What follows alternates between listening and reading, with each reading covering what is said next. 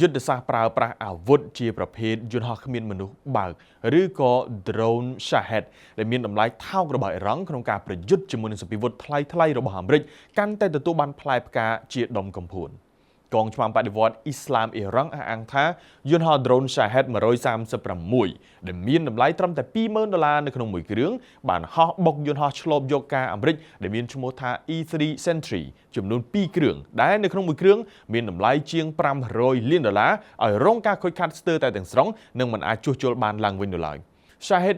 136គឺជាយន្តហោះ drone តម្លៃថោកដែលអ៊ីរ៉ង់ផលិតឡើងដោយប្រើប្រាស់បច្ចេកវិទ្យារុស្ស៊ីនិងអ៊ីរ៉ង់ខ្លួនឯងផ្ទាល់បើតាម CNA អ៊ីរ៉ង់មានសមត្ថភាពផលិតយន្តហោះ drone Shahed ចំនួន10,000គ្រឿងនៅក្នុងមួយខែ Shahed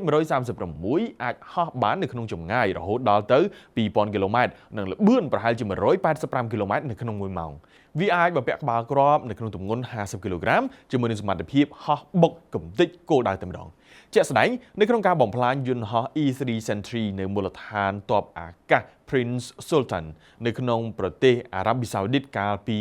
ថ្ងៃទី29ខែមីនាឆ្នាំ2026អ៊ីរ៉ង់បានប្រើប្រាស់យន្តហោះ drone Shahed 136ចំនួន29គ្រឿងហោះប្រសាចដោយទឹកភ្លៀងដេញបំបុកកំទេចយន្តហោះ E3 Sentry និងធ្វើឲ្យទាហានអាមេរិកចំនួន12នាក់រងរបួសផងដែរ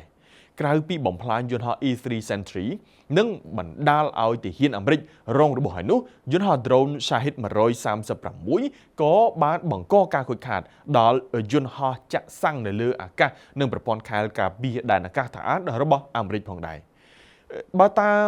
CBS News អាមេរិកមានយន្តហោះ E3 Sentry ត្រឹមតែ16គ្រឿងប៉ុណ្ណោះនៅក្នុងចំណោម16គ្រឿងនោះអាមេរិកបានបញ្ជូនចំនួន6គ្រឿងមកកាន់ប្រទេសអារ៉ាប៊ីសាអូឌីតក៏ប៉ុន្តែត្រូវបានអ៊ីរ៉ង់កំទេចអស់2គ្រឿងទៅហើយដូច្នេះអាមេរិកនៅសល់យន្តហោះដែលមានរហស្សនាមថាផ្នែកវេទមន្តត្រឹមតែ4គ្រឿងទៀតប៉ុណ្ណោះដើម្បីតាមដានកងកម្លាំងរបស់អ៊ីរ៉ង់